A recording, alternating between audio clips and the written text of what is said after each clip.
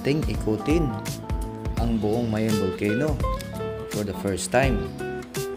Mula Kamalig Bypass Road, Legazpi, Malilipot, Tiwi, Malinaw, Tobacco City, at Ginubatan. Tara, samahan niyo ako muli sa aking adventure. Ito po si Rian ng Obiko Motovlog. Sa bidyong ito ay aming puntahan ang Kamalig Bypass Road kung saan mag-spend ng perfect moment with Mayon Volcano habang kumakain ng pandesal at kape at kwentuhan. Puntahan ang Daraga Church upang humingi ng blessings. Kumain sa Breakfast Republic at pasyalan ang milagrosong Huruan Church. Oh, dito. Dito na tayo.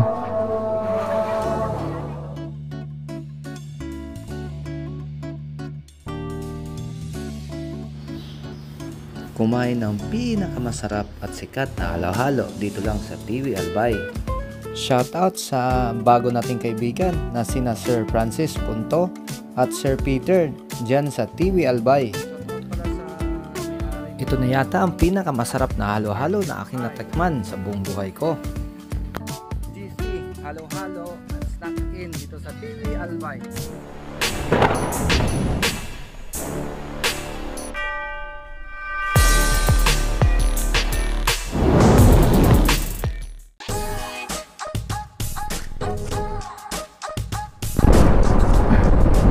Time check 5:31. Pupuntahan natin si Mayon kasi kukuha ako ng magandang shot ng drone kasi kahapon, hindi kahapon, the other day pagdating silaw siya, sobrang pangit ang result, hindi ko ma-adjust, hindi ko alam kung anong dahilan ng pangit ng resolution niya, yung drone ba o yung area na sisilawan si drone. Mula sa stay kong lodging ay 10 minutes ang biyahe.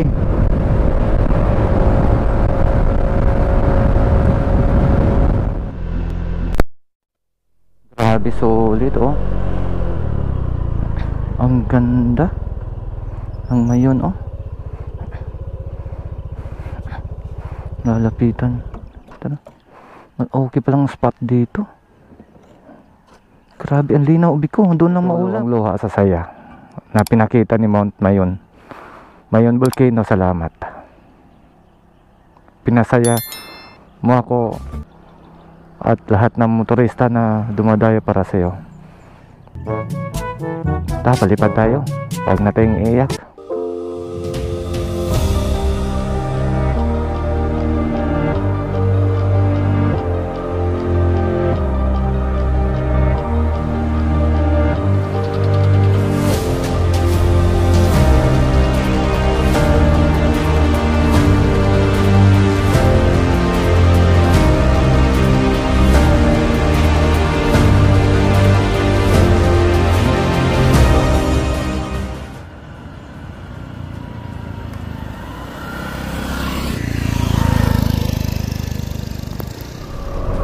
Welcome to Mount Mayon. Grabe ka, ang ganda mo. Ulap, tabi muna. Tabi muna. Dito tayo sa kabila. Ang ganda mo. Grabe. Grabe oh. At puntahan natin ang Kagsawa Ruins upang bumili ng sticker. Bumili ng sticker. Kasi muna sir. Sige. Saglit. Nabili lang kami sticker sir. Ay, lipat lang ako. Kagsawa Ruin. Tapos paalis na tayo. Pupunta tayo ng Daraga Church sa Simba. Okay.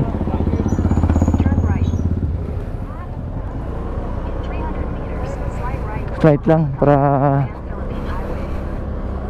lagi-lagi na kasi ako napunta dyan sa loob, so hindi na kailangan. Gusto puntahan yung lugar na hindi ko pa napuntahan dito. Sayang kasi yung privilege na makapunta ka dito ilang oras. Wow. Yun. Ganda. Ito na yun ang Daraga Church. Wow. Ang linaw ng... Wow, dito tayo sa Daraga Church, kung saan tanaw mo ang church at saka yung Mount Mayon. Kaso ngayon hindi nagpakita si Mount Mayon. Papasok ka simbahan?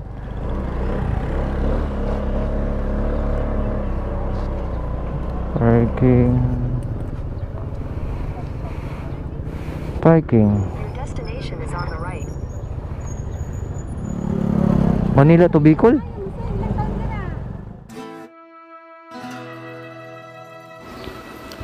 At dito mo masaksiyan kung gaano kaganda ang Daraga Church at Mayon Volcano.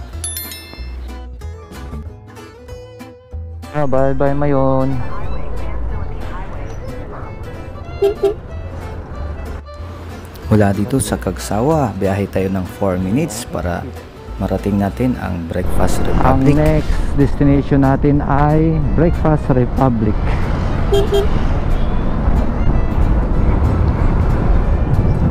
Nasa ano lang 4 minutes 10 minutes from the Daraga Church. Wala naman signal, basta na lang. Sa plaza nila, Rotonda, malapit sa church. Then nandito rin ang Breakfast Republic. Ang tanong kung bukas ba.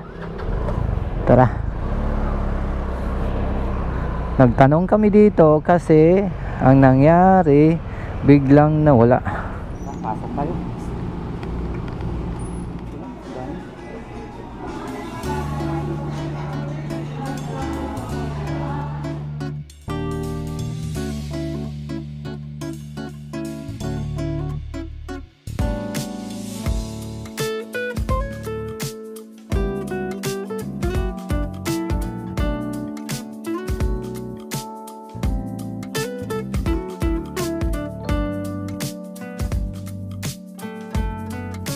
Bigat. Pagkatapos On the right, onto Highway 647, Epicurte Drive, and turn left onto Vincent Street. Take the next left onto Vincent Street, and your destination will be on the right.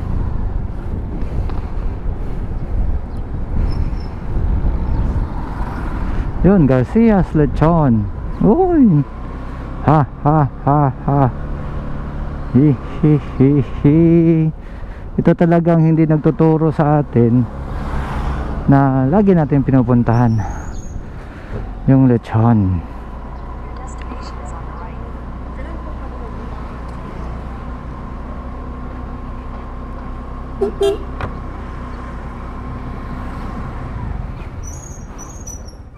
Ito yung Bicol 630. Dati dumadaan tayo sa left side sa harap ng Pamalig bypass road. Ngayon nandito tayo sa likod. Dadaanan natin yung Tabaco.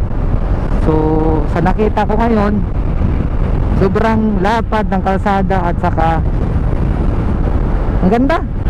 So dito sa may kanan, nandyan yung Pacific. Nandyan yung Pacific Ocean. So iikutan natin for the first time ang Mayon Volcano. Pupuntahan natin yung church sa Duruan Church at sa kumain na masarap na halo-halo doon sa TV lagpas pa ng Tabaco City. Okay, ang biyahin natin ay nasa 1 hour, about 48 kilometers. Tara, samahan niya ako ngayong araw, mag-enjoy, magpakabusog sa biyaheng Albay. Pagkatapos ng ilang minuto ay ito medyo kumipot na yung kalsada. Hindi na siya yung katulad nung pagdaan natin kanina na malapad, ilang lanes, 3 lanes yata. Ngayon ano na siya, 1 lane na lang, so kaya bumagal yung biyahe natin. Basod Bridge. Andito tayo sa Basod Bridge. Oh, dapat dagat. Kung makita niyo sa kanan dun, dagat yun, dagat. Saan tayo? Dito tayo sa kaliwa. Kaliwang bahagi. Pagdagpas mo ng Basod Bridge ay kakaliwa. Lapad na kalsada, ang ganda. Ang ganda dito, guys. Sobra. Ganda pala talaga dito sa likod. Ang ganda ng kalsada dito sa likod, guys. Tingnan nyo, sobra. Ang sarap ng paharurot. Marami ding bangking-bangkingan. Design na dito sa Bicol na anti, ano siya, tawag nito, typhoon house na built, anti-typhoon, na original dito sa Bicol, ginawa, pinakita. At saka konti lang gastos, wala masyadong para yung mga pag umahampas yung mga hangin, malakas na hangin, may kasamang tubig, hindi siya basta-basta matutuklap. Yun ang model house. Andito lang pala sa bayan na to.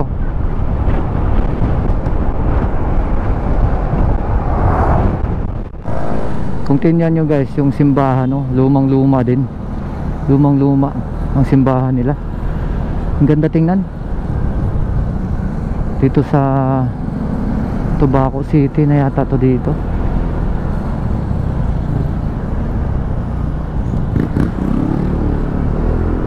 Albay. Proper ng Albay. Ganda ng kalsada dito. Tuwid na tuwid. Grabe. Lawak pala ng palayan dito sa Albay.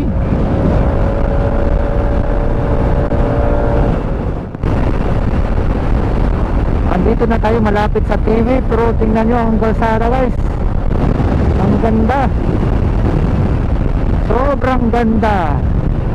Baby, ang ganda. Tapos yung mga tao kasi nag-harvest dito sa gilid, nilalagay yung palay.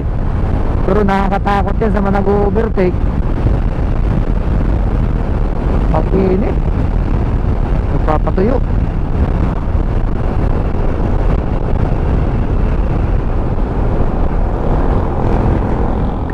To Pilgrimage Tamo Albay TV. Pagdating dito ay kakanan. So ang ano na natin, 10 minutes lang nandun na tayo sa church ng TV. Pagkatapos ng grabing kurbada, parang ahas yung dinaanan ko kanina, ito matatanaw mo, dagat sa gilid. Wow, ang ganda. Hala, ang dami naliligo. Grabe.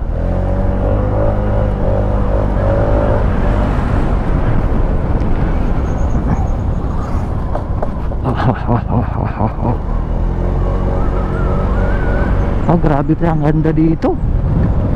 Ang ganda dito guys. Gilid ay mga may nakain sila. Woohoo! Ang ganda. Ang sarap magpalipad ng drone. Paguhit lang pag ano, no? Oh. Grabe hindi ko.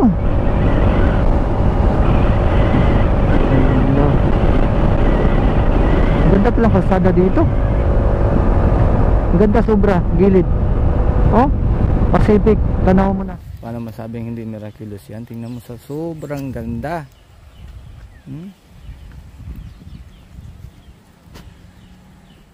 Grabe, tingnan nyo, ganda. Oh.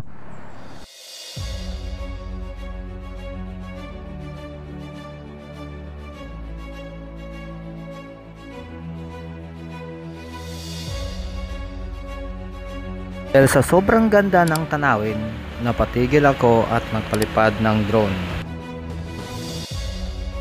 Saan mo lang maranasan ang ganitong pagkakataon sa bawat biyahe.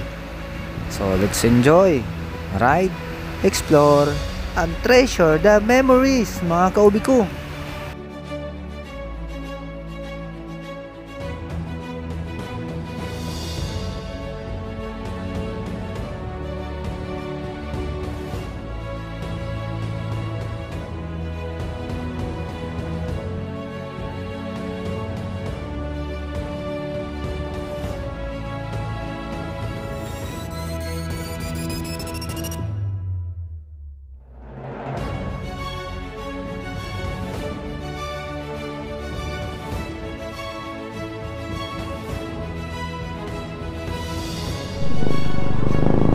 Exit only. Yun, entrance only. Yan. Dito. Huruan.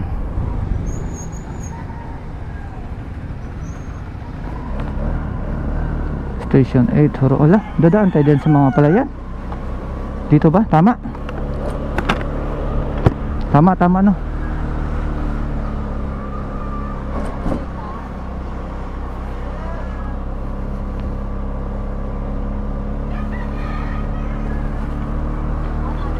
Saan? Papasok natin sa Huruan. Dito. Ah, dito na. Take the next left, then make a U-turn.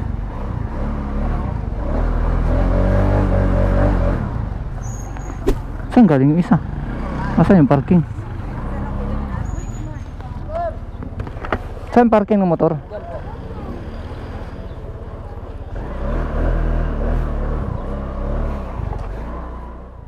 Oh, dito. Dinadayo.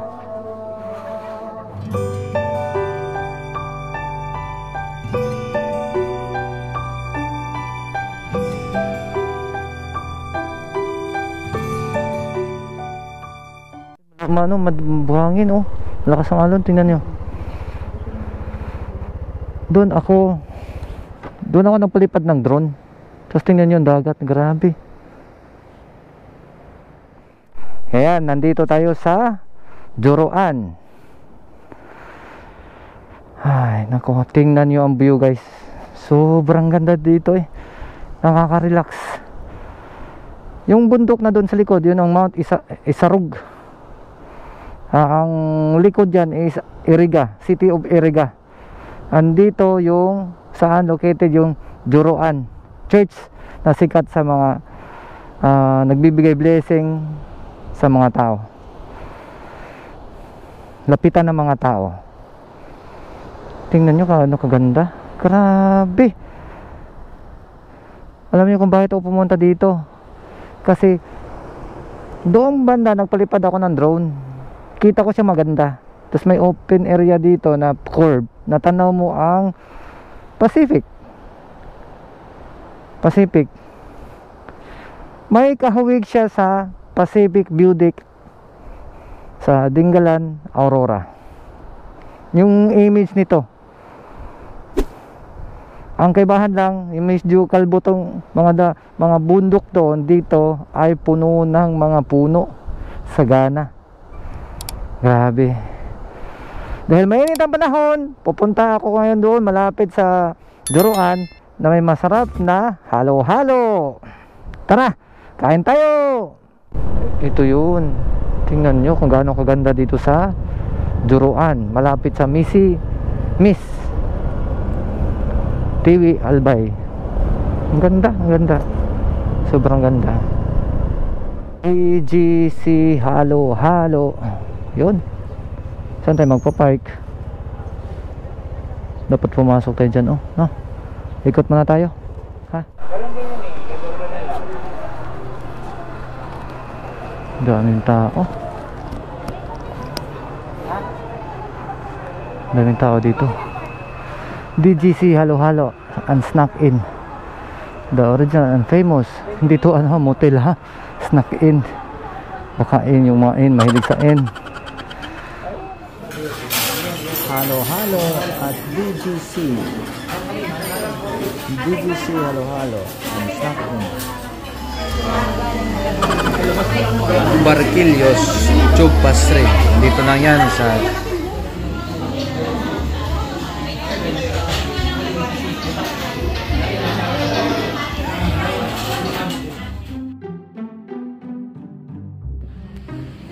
shout out pala sa may-ari nitong dalawang RFI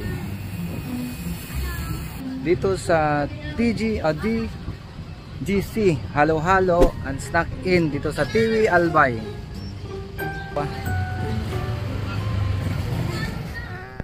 Grabe.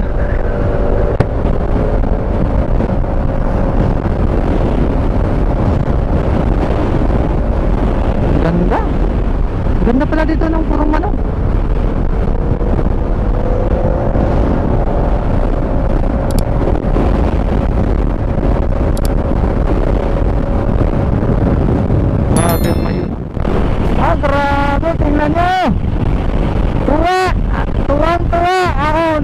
ako dumaan. Kasi kakaibang karisma ang binibigay mo sa akin. Woo! Nakatutok ang camera ko doon, pero nakatutok ako dito sa ano ha, kalsada. Okay na, tama na. Kanina may nakilala tayong dalawang tao, naka white RFI and yellow RFI. So shout out sa inyong dalawa. Ano kay Francis, shout out kay Francis. Then pagkatapos natin sa TV, kumain tayo ng halo-halo. Ngayon dadaan naman tayo dito sa anong bypass road yun, ganda. Tingnan mo. Dadaan naman tayo sa likod sa Tobacco City na hindi pa natin nadaanan.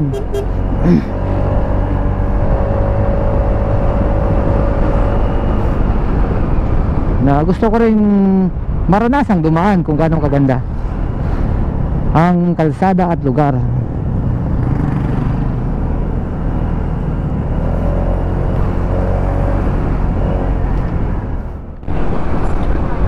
Grabe. Pwede pala na sa grabe oh. Ito paakyat ng Sky View Deck. Yung mga bata nasa kalsada. Oh. Grabe, ang ganda talaga niya. Sobrang ganda.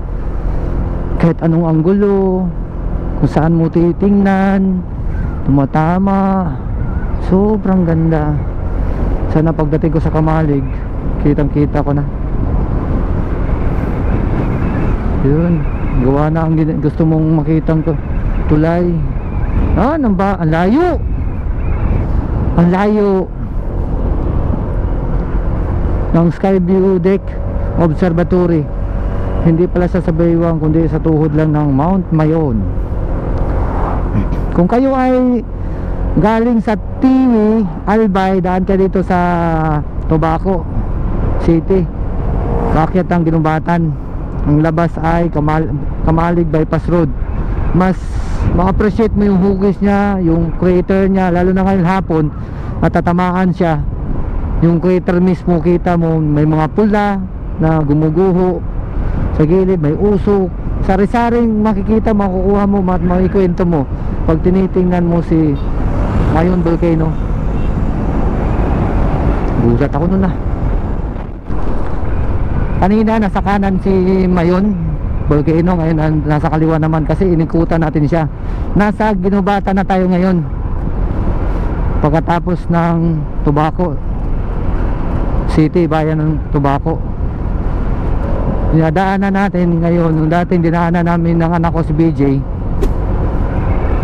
dito ako dumadaan ngayon.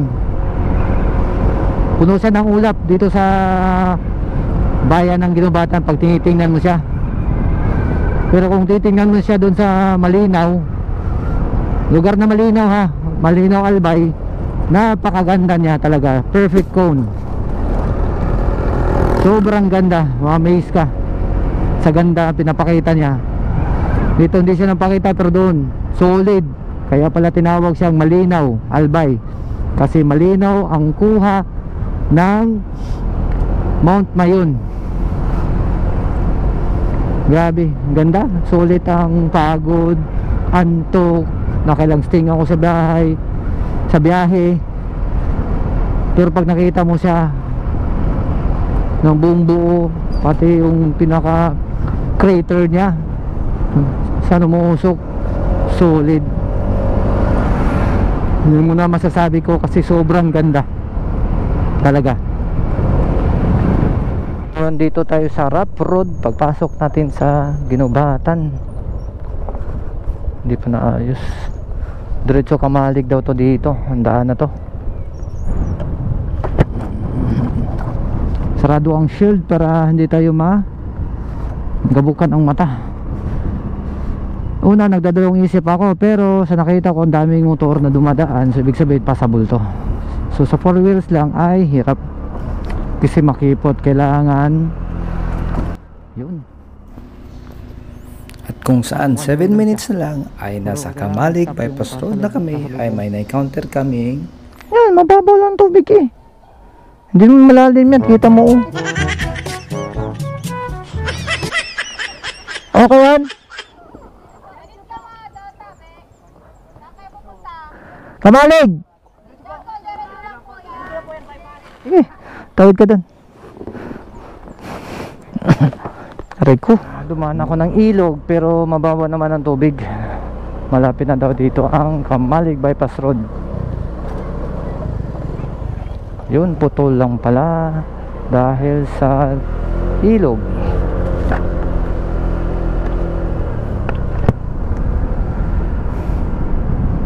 Hindi ko na videohan. Kala ko na-on ko na. Hindi pala.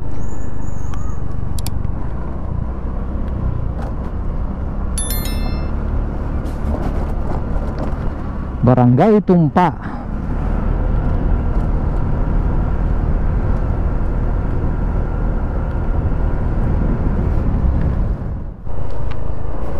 Kung saan ako nagpalipad ng drone kayo ng umaga, dito rin ako lumabas. Nakakatawa.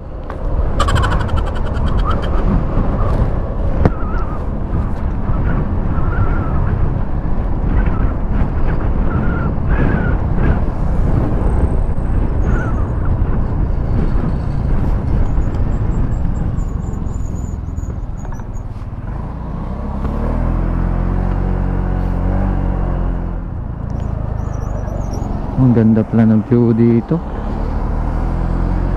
150 meters, turn left toward Kamalig Bypass Road. Malinaw. Ala, malinaw. Malinaw siya, ubi ko. Left toward Kamalig Bypass Road. Then Ala, hindi linaw. Sulit.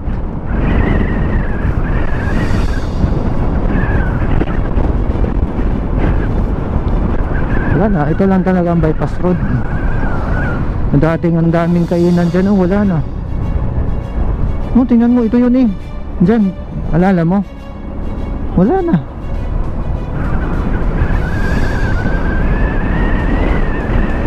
May kainan dun ah. Parang may kainan dun, McDo or ano ba yun? Sarado sila.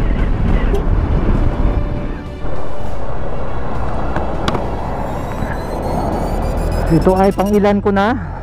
Pinaraw-araw ko puntahan si Mayon Volcano at ito ang pinapakita niya sa akin.